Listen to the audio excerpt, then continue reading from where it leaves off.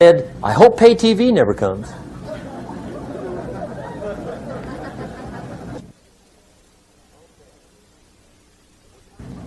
Okay. We're trying to cover an awful lot tonight, I realize that.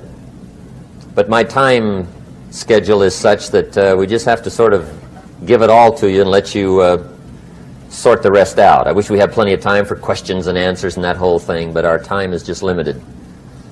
But we are trying to go through an awful lot, I realize that. But looks like everybody's getting it. This is about the note-takingest crowd I've seen in a long time. Incredible. Does anybody have 5 pages yet? Anybody? Oh, fantastic. Incredible. Okay. Maybe you heard the story about the preacher down in Texas, southern part of the country. He was an evangelist back in the horse and buggy days. And he was very good at being an evangelist, and a lot of people used to come and hear him preach. And one day he put up his tent in one of these Texas towns and expected a big crowd as usual, come hear him preach. And he got there, first night of the tent revival, walked in. 7:30, time to start. And to his surprise, the tent was empty. He thought, well, something must be drastically wrong. So he waited till 7:45, nobody showed up. 8 o'clock, zip. Finally, 8:15, one lone cowboy wandered up on his horse, tied his horse up outside, came in, sat down on the front bench, right, waiting for something to happen. The preacher thought, well, at least I better go down and talk to the cowboy. So he walks down, talks to the cowboy, and he says, Cowboy, I'm the preacher. And he said, I don't know what to tell you. Something's gone wrong. He said, this tent was supposed to be full of people. He said, I'm embarrassed. He said, you're the only one that showed up. And he said, I really don't know what to do. And the cowboy said, well, I'm not a preacher, so I really can't tell you what to do. You know, he said, I'm just a cowboy. But he said, I know this, if I went out to feed my cattle and only one showed up, I'd at least feed it. The preacher thought, hey, the cowboy is right. If you've got a good idea to share, you should share it if there's 1 or 1,000. So he got kind of inspired by this conversation, and he jumped up on the platform and started to preach. As if the tent was full of people, just exploded. And he went for an hour and 15 minutes, just kept rolling. Finally, he quit. And when he finished, he came down off the platform, talked to the cowboy again. Says, well, cowboy, what did you think of my sermon? And the cowboy said, well, I'm not a preacher, so I really can't tell. You know, he said, I'm just a cowboy. But he said, I know this. If I went out to feed my cattle and only one showed up, I'd feed it, but I wouldn't dump the whole load on it.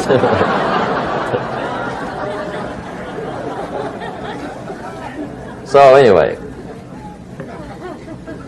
if it seems like we're dumping the whole load tonight, I guess we are. But gosh, everybody's doing well. I'm having a good time.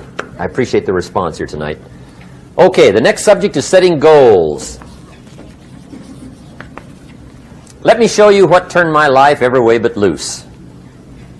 Mr. Schoaf dropped this idea on me, changed me completely. Setting goals. Here's what can easily happen if you don't set goals. It's easy to let life deteriorate into making a living instead of designing a life. And we all have a choice. Make a living or design a life. It's easy to get trapped by economic necessity and settle for existence rather than substance. That's easy. But the best advice I can give you on how to break out of that trap is to learn how to set goals. Mr. Schoaf put it to me this way. He said, Jim, if you had enough reasons, you could do the most incredible things. I never forgot how he put that. If you have enough reasons. See, reasons will change your whole life. Mr. Schoaf said to me, he said, Mr. Rohn, I think you've got plenty of intelligence, you've got plenty of talent, you've got plenty of ability. Probably what you lack is plenty of reasons. He said, I don't think your current bank balance is a true indication of your level of intelligence. I was happy to hear that. He said, I think you're much smarter than your present bank balance indicates. And that turned out to be true. I was much smarter. But of course my first question was, well then why isn't it bigger? And he said, you don't have enough reasons. You've got enough intelligence, but not enough reasons. So see, reasons can change your life. Here's what else I found out.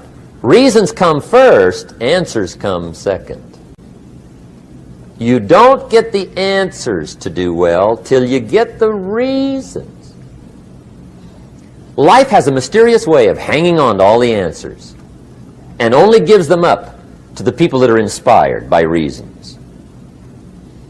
So reasons make the difference in how your life works out. Now, what are some of the reasons for doing well? Let's go through a quick list called Reasons for Doing Well. First is personal reasons. Some people do well for recognition. Some people do well for respect.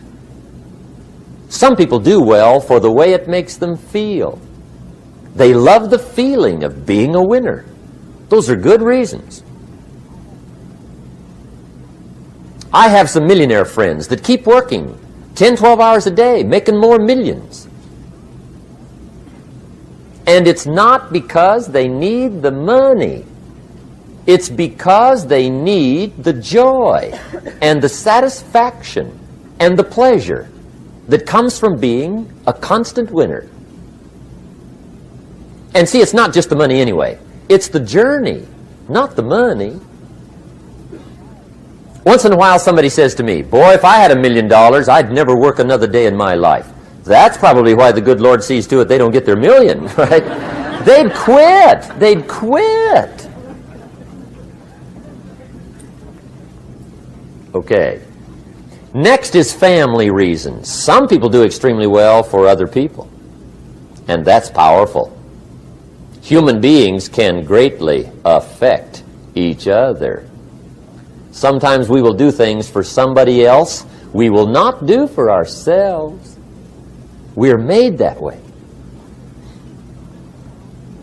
I met a man one time who said, Mr. Rohn, to do all the things I want to do with my family around the world, he said, I got to have at least $250,000 a year.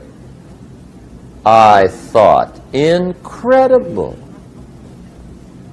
Could a guy's family affect him that much? And the answer is, of course. How fortunate are the people that find themselves greatly affected by somebody for personal achievement. And we are affected. The writer of a recent song said, if not for you, the winter would hold no spring, couldn't hear a robin sing. I just wouldn't have a clue if not for you. So we can be affected. That might be one of the most stimulating reasons to do well, finding somebody. When Andrew Carnegie died, the wee little Scotsman that built the big steel industry, when he died, they opened up his desk, and in one of the desk drawers, they found a slip of paper. On that piece of paper, Mr. Carnegie had written his goal for his life, and he wrote it when he was in his 20s. And on that piece of paper, it said, I'm going to spend the first half of my life accumulating money. I'm going to spend the last half of my life giving it all away. What a goal. He got so inspired by that goal that the first half of his life, he accumulated $450 million.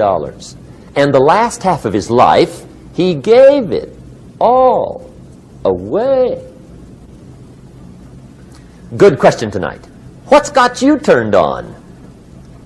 What's got you bombed out of sight to get up early and stay up late and hit it all day? Next question. What's got you turned off? When I found the answers to those two questions, my life exploded into change. I finally found out what had me turned off, and I got that cured. And then I got me a long enough list of reasons to turn me on. And once the lights went on for me, age 25, they've never gone out. I've fallen out of the sky a few times, but I've never lost that drive to make something unique out of my life. See, reasons altered my whole life. Now, there's another list of reasons called nitty-gritty. Hard little reasons. Sometimes those little reasons are the most powerful reasons that can change your life. Sometimes it doesn't take much. I now carry several $100s in my money clip. It's only a few $100s, but it was one of those reasons turned my life around. Just before I met Mr. Schoaf, I heard a knock at the door. I go to the door, and there's a little girl standing there about this tall selling Girl Scout cookies. And she gave me one of the finest sales presentations I've ever heard. Special deal, several flavors, this whole package of stuff, $2. And with a big smile, she very politely asked me to buy. And I wanted to. Big problem. I'm broke. I don't have $2. And to this day, I can remember the pain and the embarrassment. I'm a father. I'm a husband. I've been to college. I'm working. I'm 25. I don't have $2. And I didn't want to tell her that for some reason. So I did what I thought was next best. I lied to her. I said, hey, look, I've already bought lots of Girl Scout cookies. I've still got plenty stacked in the house, which was not true. But it seemed to get me off the hook for the moment. She said, well, gosh, that's wonderful. Thank you very much. And she went away. When she left, I closed the door, and that was the day I said to myself, I don't want to live like this anymore. I've had it with lying, and I've had it with being broke. I'm never going to let this happen to me ever again. I promised that day I would work as hard as possible and would always carry plenty. It took me a little while, but now I do. It was one of those reasons. And I guess I carry plenty for two reasons. One is the way it makes me feel, but also in case I bump into another Girl Scout selling cookies. Right? I'm ready.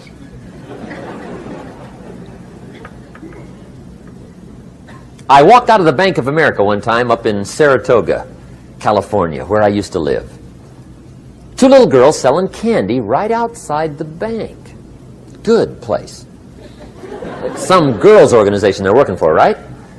I come walking out of the bank. This first little girl walks up to me. She said, Mister, would you like to buy some candy? I said, I probably would. What kind is it? She said, it's almond roca. I said, my gosh, that's my favorite. She said, wonderful. I said, how much is it? She said, it's just $2. I thought, incredible. I said, how many boxes of that candy have you got?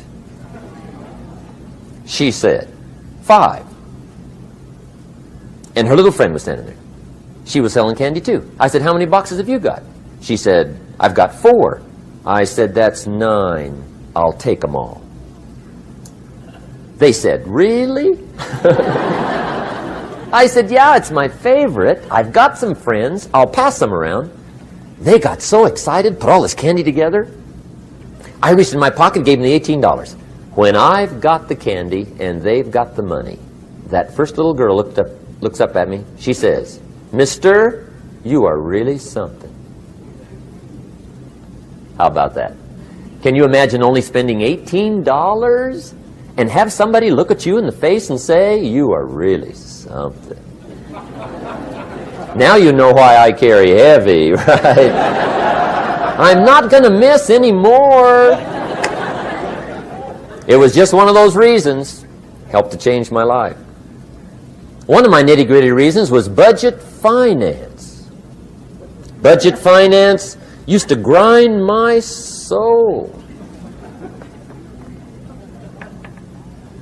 Way back in those early days, I had fallen for one of those consolidation loans where you take all your little hard-to-pay bills, put them into one big impossible-to-pay bill, right?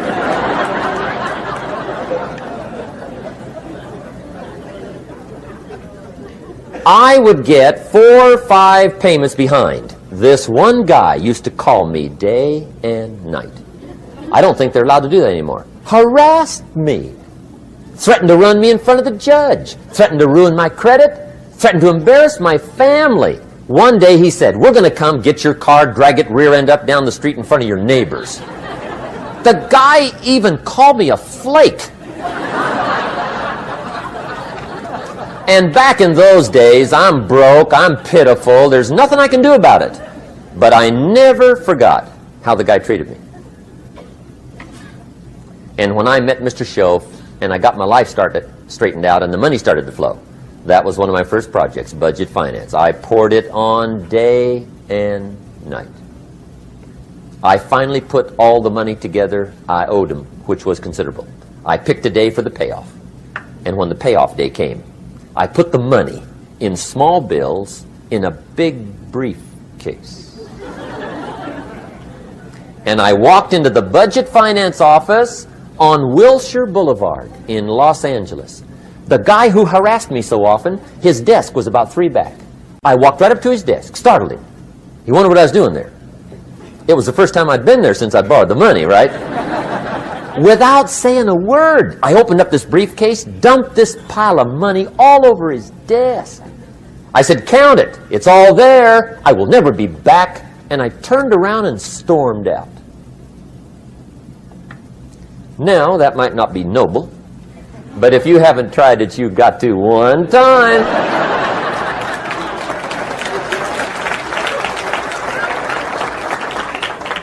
It can be the day that turns your life around. All you need is a reason that turns you on. One of my dear friends, Robert Depew, Bobby used to be a school teacher in Lindsay, olive capital of the world. Bobby taught school several years, got a little weary teaching school. One day decided he wanted to get into sales. So without telling anybody, he just up and quit his job teaching school and jumped into sales. When he did, his brother made fun of him, laughed at him, put him down, said Robert's lost his mind. Had a good job teaching school, now he thinks he's a salesman. He's going to go down the drain, lose everything. Just put him down something fierce. Bobby said, the way my brother acted when I got into sales, he said that made me so mad, I decided to get rich. And my question for you tonight is it possible to get that mad? Of course. Wealth is not a matter of intelligence. It's a matter of inspiration. Today, Robert happens to be one of my millionaire friends. Bobby's rich.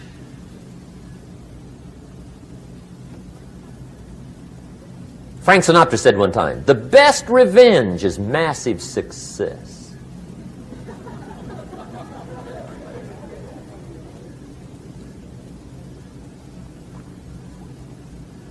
Hey, get you a long enough list of reasons so that after tonight you never lack for inspiration. You might not have all the answers right away, but you can get the answers if you can get the reasons. Now, let me give you a little simple formula for goal setting. Okay? We take 2.5 hours on the weekend for the whole 10-year plan. We don't have time for that tonight. But let me get you started with a little simple formula Mr. Schoaf gave me. And maybe this will be helpful. First of all, I've divided goals into 2 parts. First is long range. Long range goals. That's your dreams.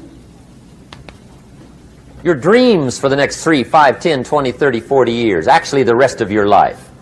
Your dreams. You've got to keep dreaming. Ronald Reagan, president, said to the joint session of Congress a few weeks ago, "The Republic is a dream.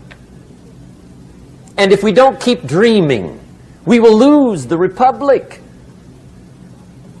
Your better future is a dream for yourself and for your family. Where do you want to go? What do you want to do? What do you want to be? What do you want to see? You've got to dream dreams. There's a Bible phrase that says, without dreams and visions, people perish. You've got to have something to go for that inspires the heart and the soul. Dreams.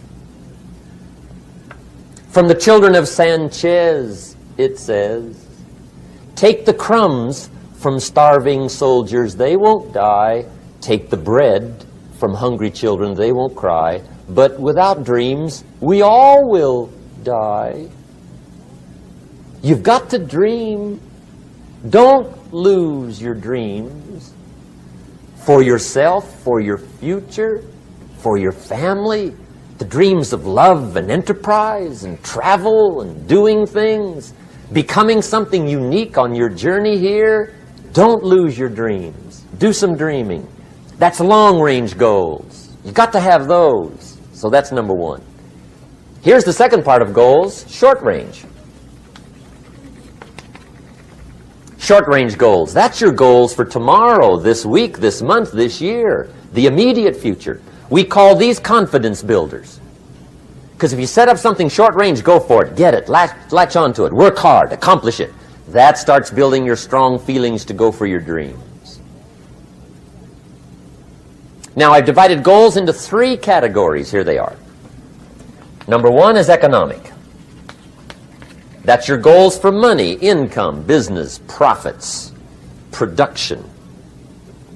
Economics. Make sure you've got your economics well planned. Economics plays a major role in everybody's life. Economics is major, which means it ought to be meticulously well planned for tomorrow, this week, this month, this year, long range. What if you asked somebody tomorrow if you could see their meticulously well-planned list of economic goals? What would they probably say? They say, you some kind of a nut? You must be weird. Hey, I found out what success is. Success is doing what the failures won't do. Make sure you've got your economics well planned. It'll put you in the top 5%. One of the key little subjects we talk about on the weekend is the 7 fundamentals for wealth and happiness. And that's one of them, well-planned economics. It's a fundamental if you want to do well. Join the top 5%. Anybody in this room can join the top 5%, if you will. Okay. Now here's the second category of goals, things. Make a list of the things you want. And on my list of things, now I put everything. Little things as well as major things. Doesn't matter how small it is, it goes on my list. I used to just put major things, cars, homes. I don't do that anymore. I now load my list with everything. Everything. And the reason is, part of the fun of having a list is checking it off. That's it. Boy, at the end of the day, if you can go, got it, got it, got it, got it, got it, got it, whatever it is, right? You get into the habit. So load up your list, the things you want. Now, when you check off something major, celebrate. That's an important point to make. Celebrate your achievements. Live it up. Have a party when you reach something you've worked for a while. See, we all grow from two experiences. One is called the pain of losing. The other one is called the joy of winning. We need both of them. Amplify them as much as you can, which also means make losing painful. If you set up something, fooled around, didn't get it, put it on yourself. On the other side, if you did get it, congratulate yourself. Self-congratulations is a sign of maturity. Seeking congratulations is a sign of immaturity. But hey, winning and losing, see, that's what it's all about. That's the name of the game. Now, some people lead such mediocre lives, at the end of the day, they don't know whether they're winning or losing. They got no clue. Guy's just going through the day with his fingers crossed. there's a better way. Okay, here's the third category of goals, personal development. Put those goals together. Personal development goals. That's your goals to be stronger, more decisive, be a speaker, be a leader, learn a language, all kinds of skills. Okay? The whole weekend seminar was designed to improve all your skills so that you walk away more skillful. And that's what you want, the personal development skills. That's what attracts, that's what brings good things to your life, the person you become more skillful. Now, this is quite a package to work on. Economics, things, personal development. For tomorrow, this week, this month, this year, long range. Okay? That'll get you started.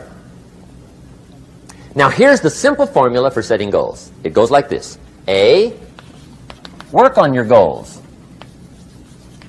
That's step one. Work on them. And I put the word work there deliberately. Setting goals is plain hard work. I don't want to kid you. We haven't come here tonight to kid each other. It's work. I know it's work. That's why a lot of people just let it slide. It's work. Many people work hard on their job, but they don't work hard on their future. They just let that slide. And the work involved is making plans. I know most people don't. I understand that. But don't let that be you. Guy says, well, yeah, you work where I work, but the time you struggle home, it's late. You've got to eat a bite of supper, watch a little TV, get to bed. You can't sit up half the night. Plan, plan, plan. And the guy's behind.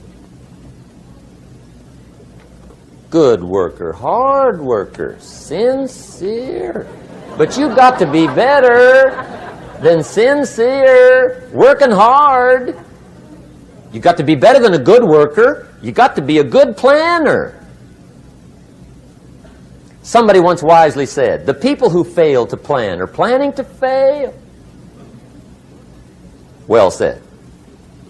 So work on your goals. Here's step 2. Write your goals down. That's so important. I teach my staff around the world, put your goals in your journal. Because one of the major people you want to study is yourself. Say, here's the list of goals I put together 3 weeks ago. Here's the list of goals I put together 2 years ago. Here's some of the changes I made, rearrangement of my priorities. I scratched these off, I put these on, I've gotten these. Study your accomplishments, study what your desires are. Put them on paper, write them down. Here's another reason for writing your goals down. It shows you're serious about doing better. And to do better, you got to get serious. You don't have to be grim, but you must be serious. Everybody hopes things will get better. Everybody hopes. Poor people hope. That ought to tell you something. It means the future does not get better by hope.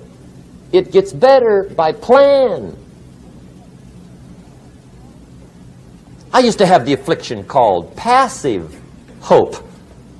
It's an affliction. It's bad. Probably what's even worse than that is happy hope. Now that is really bad. That's bad. Happy hope. The guy's 50 and he's broke and he's still smiling. See, that's not good. So get serious about your goals. Put them on paper. Write them down. There's all kinds. His goals, her goals, their goals. Business goals, financial independence goals, family goals. I mean, there's so many things to work on this that if you don't get busy and work on it, sure enough, the time will pass. And sure enough, 5 years from now, you'll wind up where you don't want to be, wearing what you don't want to wear, driving what you don't want to drive, being what you don't want to be. Now's the time to fix it. Now, here's the third step to your goals. Check the size of your goals and the kinds of goals. How big they are, what kind they are, affects you. And here's one of the important phrases of the evening. Your goals are affecting you, whatever they are. Your goals affect your handshake. Your goals affect your attitude, personality. Your goals affect the way you walk, the way you talk, the way you dress. All day long, we're being affected by our goals. Now, some people have goals, but they have such lousy goals. The effect is bad. I asked a guy one time, what are your goals for this month? The guy said, look, if I could just scrape up enough money to pay these lousy bills. That was his goal. I'm not saying it isn't a goal. It's a goal, but it's such a lousy goal, the effect is bad. You don't jump out of bed on Monday morning and say, oh boy, another chance to go out and scrape up the money to pay my lousy bills. See, you don't do that. Usually you say, oh, not another Monday.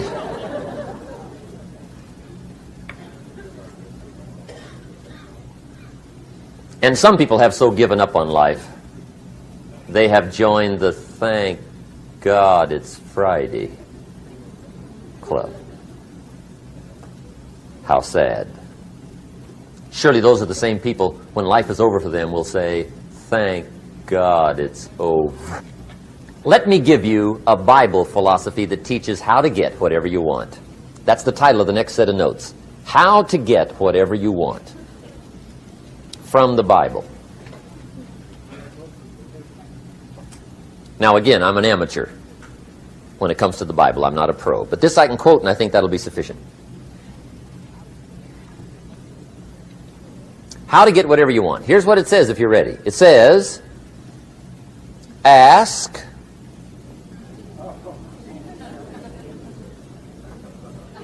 That's it. End of notes. Ask. If there's one art in life to learn extremely well, that's got to be one of them. The art of asking. What does ask mean? Ask means, what do you want? And the formula is staggering. It says ask and what? A guy ought to look into that.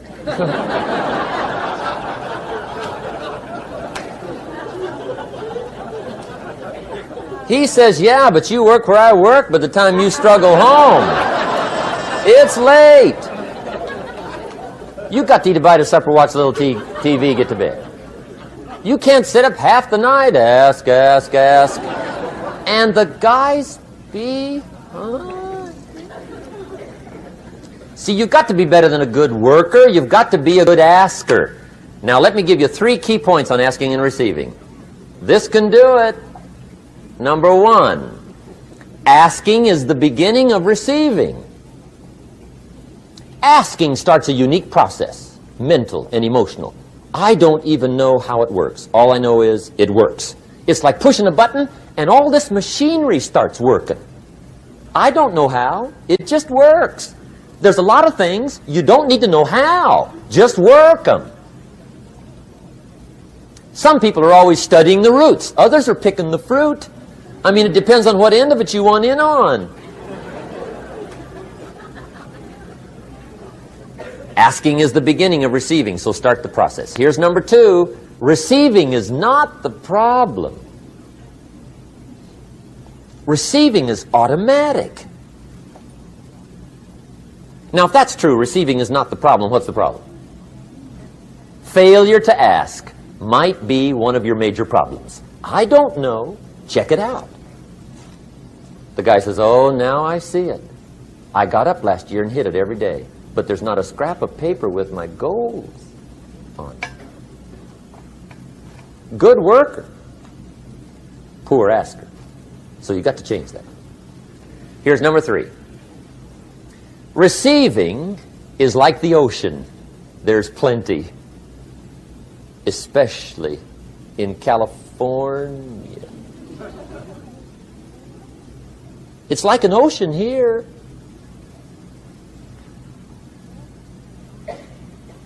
Success is not in short supply. It isn't rationed, and you stepped up to the window and it was all gone. No, no, no. It's like an ocean here. Now, if that's true, what's the problem? Well, some people go to the ocean with a teaspoon.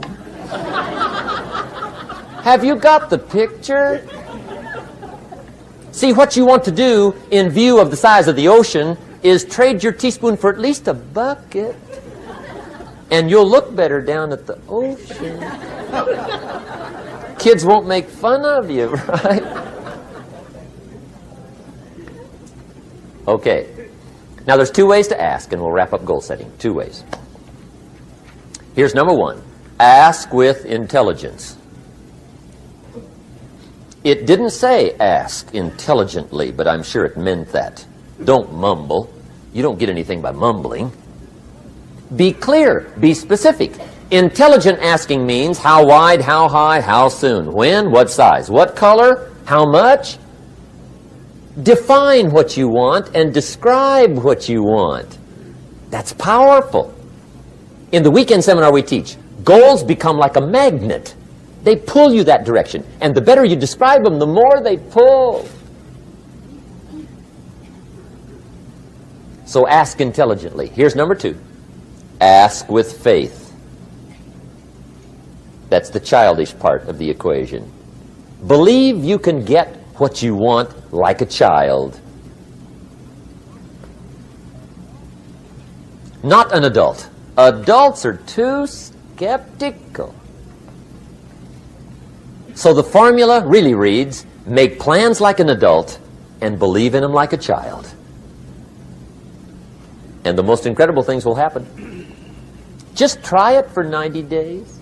Just try it. You can always go back to the old ways. Just try it. Just 90 days, 90 days. Now, here's the last qualifying phrase on goal setting, as we promised to qualify everything. And it simply goes like this. Remember, you won't get everything you want. And we've already studied the reason for that. Simply, sometimes it hails on your crop and rains on your parade. It's that kind of planet. So you won't get everything you want, but if you will work this goal-setting formula, you can get plenty for wealth and happiness. Okay, that's goal setting. We use it around the world. We recommend it. Now, maybe it won't work as well for you as it has for me. I don't know. Maybe not. But what if it did? You got to try. Okay. Here's the last subject, the day that turns your life around. Let me just quickly give you a list of 4 emotions that can change your life in one day. Emotions are powerful. Sometimes it doesn't take much to alter your whole life direction.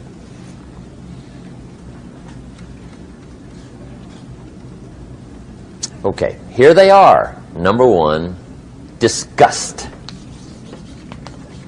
Powerful emotion. Disgust says, I have had it. See, that could be the day. The day you can say, I've had it.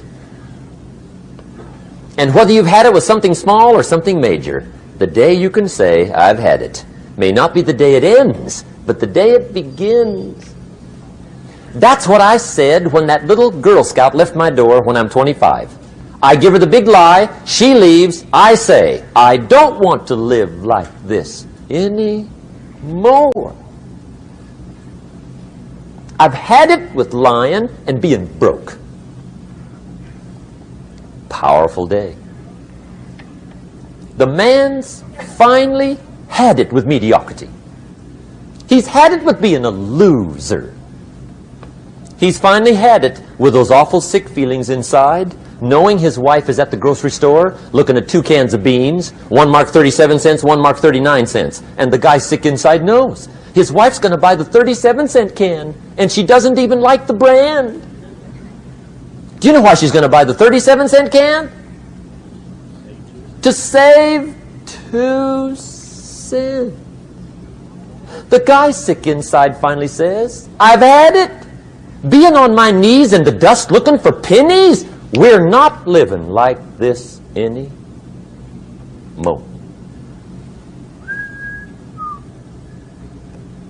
Could be the day that turns your life around. The day you can say, I've had it.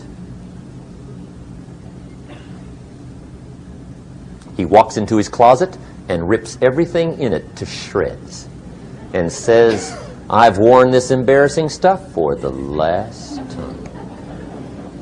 And not only will I never wear it again, no one else will ever wear it again. Commit an act that says, I've had it. Powerful. Here's the next one. Decision. And decision making is powerful. And it's emotional. That's those knots in the pit of your stomach, right? Waking up in the middle of the night in a cold sweat, trying to decide. We sometimes call it inner civil war. What shall I do? Well, for progress, you must decide. The best advice I can give you came from a wealthy friend of mine who said, if it's easy, do it easy. If it's hard, do it hard. Just get it done. If you went home tonight and in the next few days cleaned up a whole list of decisions, that might furnish enough inspiration for the next 10 years. I found this out many times after you've decided. Getting on with it is easier than deciding. Sometimes decision is the toughest part. Here's the next emotion, desire, wanting to bad enough. And I don't know how to tell you to want to. That's something you've got to come up with. There's two things I know about desire. Number one, it comes from inside, not outside. You don't send off for it. Number two, I know desire can be triggered by something. Who knows what it might be? Sometimes desire waits and sleeps for something to happen. Maybe it's a book, maybe it's a song, maybe it's a sermon, maybe it's a lecture, a seminar, maybe it's the conversation of a friend, a happening, an event. Who knows? The best advice I can give you is what I give my staff. It goes like this: welcome every human experience. You never know which one is going to turn it all on. Even the bad experiences. Sometimes from the bitterest experience comes the greatest awakening. So let down the barriers, take down the walls. The same wall that keeps out disappointment keeps out happiness. Let life touch you. Don't let it kill you, but let it touch you. Here's the last one. This one's powerful. Resolve. Resolve says, I will. Two of the most powerful words in the language. I will. Benjamin Disraeli once said, nothing can resist a human will that will stake even its existence on the extent of its purpose. Shortly put, I'll do it or die. See, that's powerful. That could be the day that turns your life around. The world has a strange way of stepping aside when somebody says, I'll do it or die. The man says, I will climb the mountain. They've told me it's too high, it's too far, it's too rocky, it's too difficult, it's never been done before, but it's my mountain, I will climb it. Pretty soon you'll see me waving from the top. Or dead on the side, because I ain't coming back.